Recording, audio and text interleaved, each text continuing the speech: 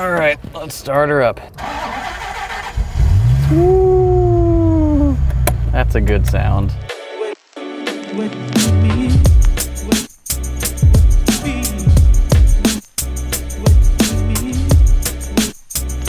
For this episode, we picked something a little bit different.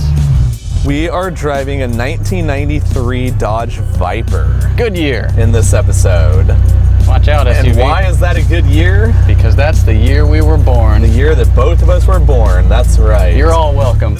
This one, we drove the Model 3 last episode. And this is so different. You couldn't get any more different. It's a radically different car in every conceivable way. This gets like 15 miles a gallon. 12. 12 city, 20 highway, supposedly. Supposedly.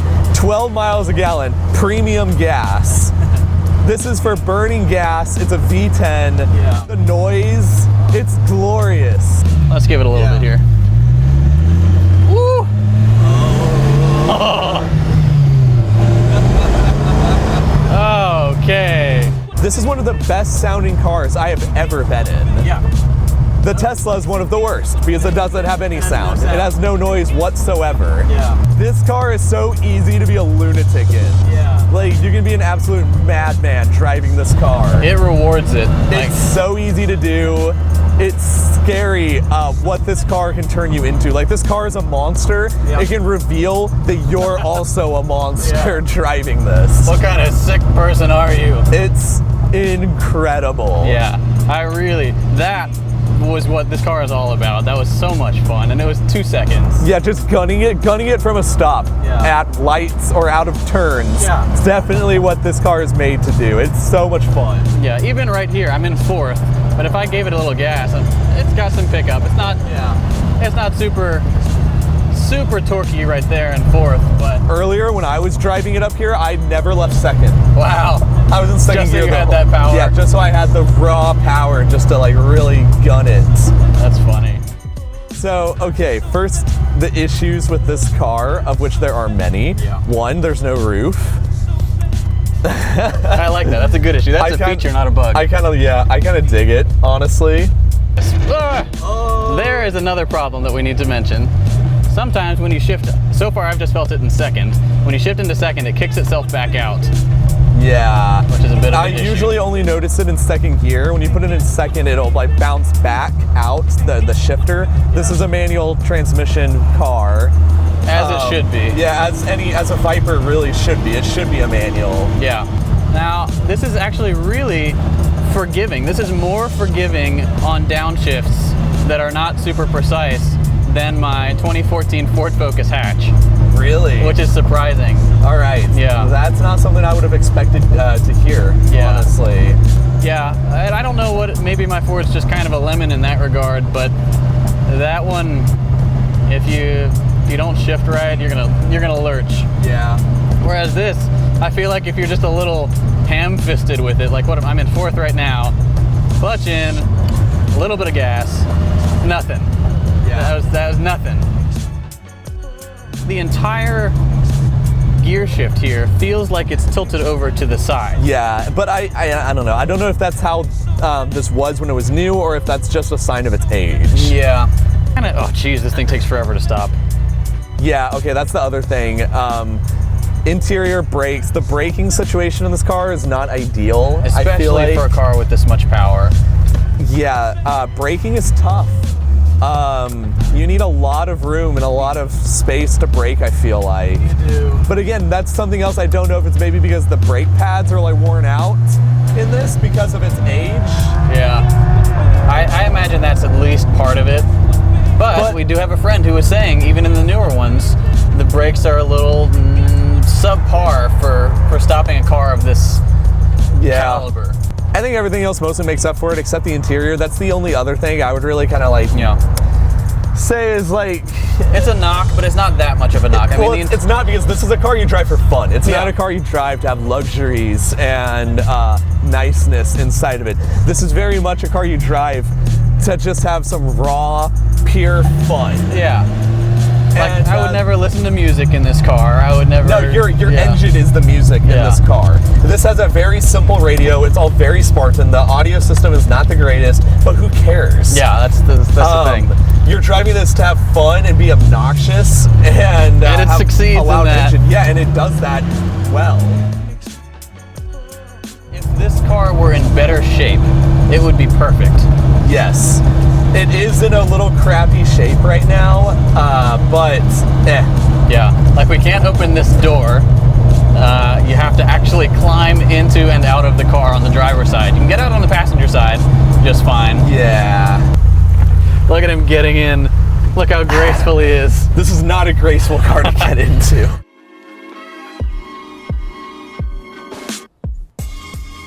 I don't mind. It's a very minimalist cockpit. You've got 4 gauges, and then you've got your 2 main ones over by the driver. But yeah, how many of them work in a car of this age? Right, only like half the gauges really work. It's pretty wonky. The owner of this car informed me that the engine heat is always in the orange, and not to worry because that's fine.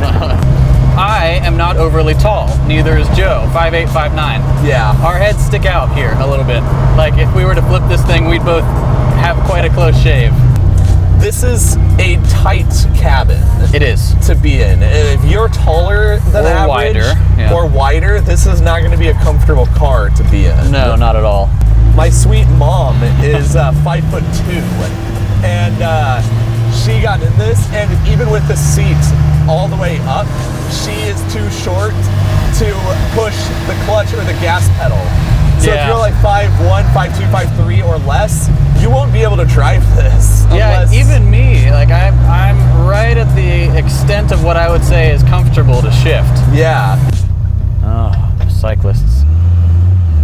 It's going to be a recurring thing in our show. There are cyclists everywhere. Yeah, this is a very popular area for bicyclists. Yeah.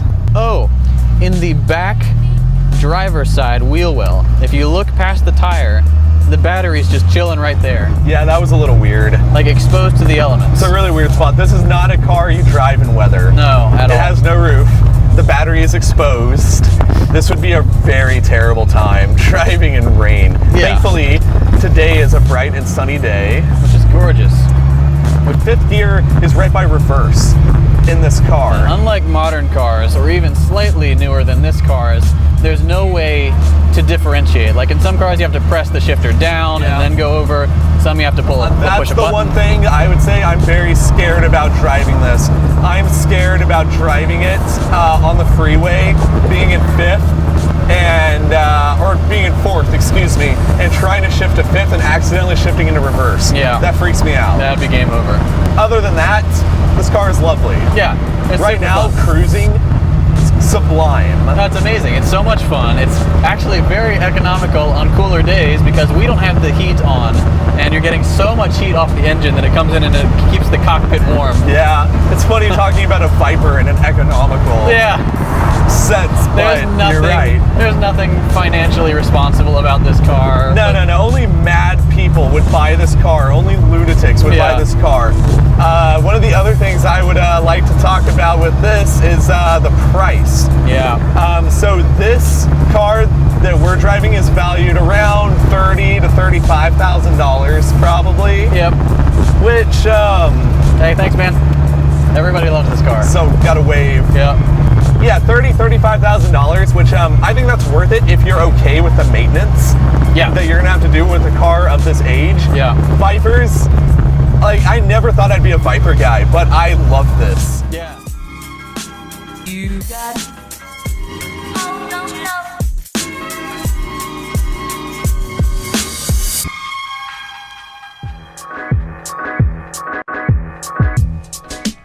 Let's rate this one. So we've got 6 categories. We've got performance, practicality, value, cool factor, quality, and fun factor. All right, performance, out of 10. Out of 10, all right. Performance, man, it's a lot. It's really fun. It's 400 horsepower with a V10 engine. It feels really fast.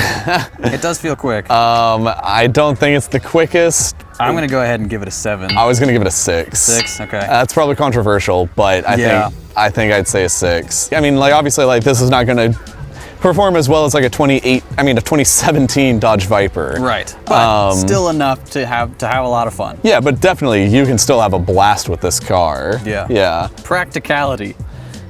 1. No, it's not a 1. What is? There's nothing practical about this car. There's a trunk. There is a trunk. A trunk exists. The trunk we cannot open. So the trunk exists. There is some foot space, and you have to literally rest your foot on the clutch because there's no room to the left of it. I'd say the practicality's a 2. 2. I'm sticking to my guns. I'm gonna give it a 1. I think there were more impractical cars than this. Value.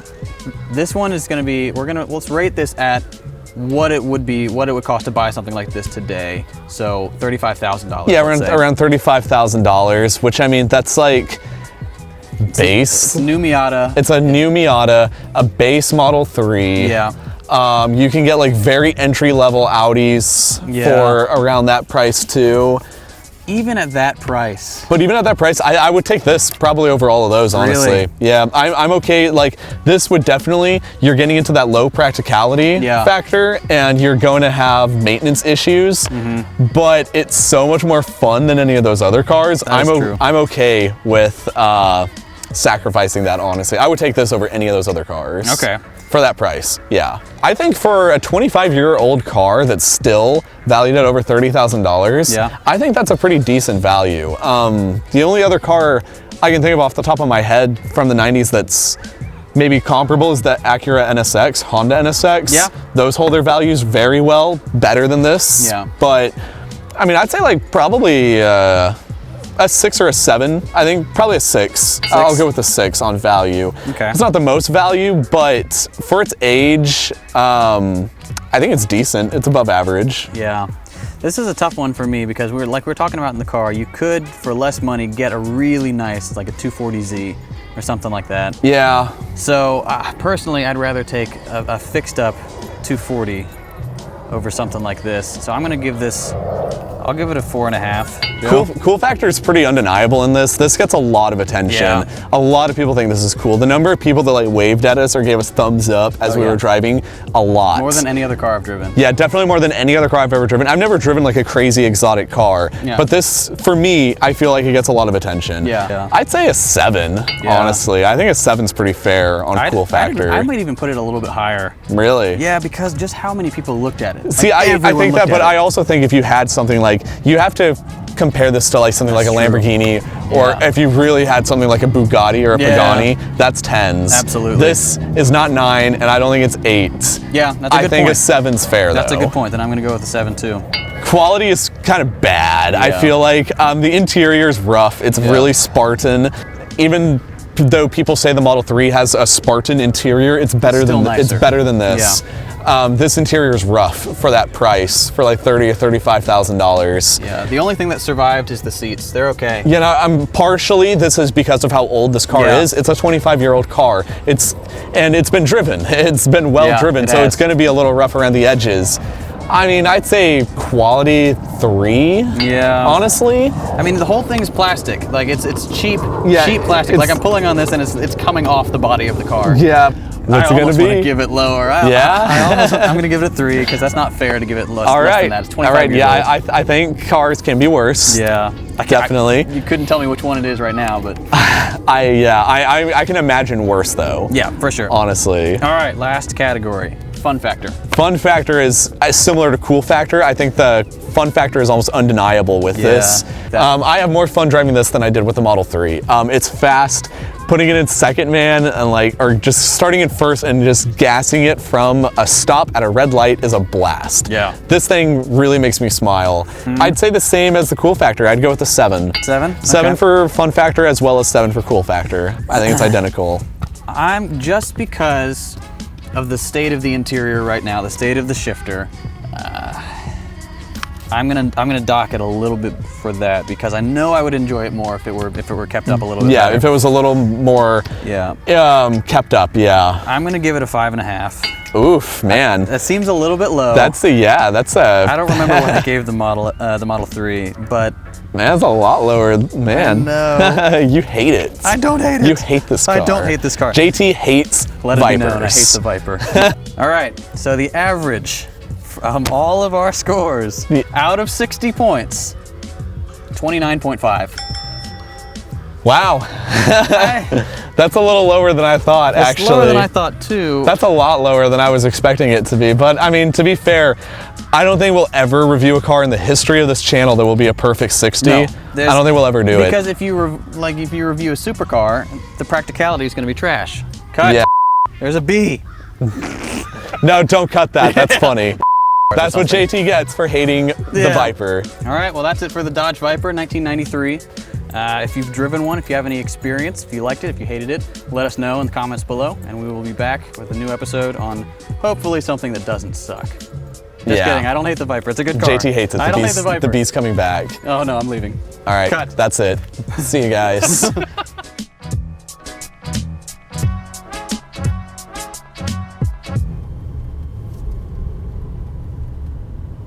Curiosity Stream? What are you doing here? Curiosity Stream is the world's first streaming service for people who actually like to learn stuff. They have over 2,400 documentaries and nonfiction titles from some of the world's best filmmakers. If you like our show, you'll love their speed category. It's got a ton of content on cars and other things that go fast. Unlimited access starts at just $2.99 a month, and as a special offer just for Grand Theft Auto fans, you can get your first month free by following the link below. Curiosity Stream is available on just about every platform, so you'll always have access to the best nonfiction content. Sign up for your free trial by visiting curiositystream.com/GTA.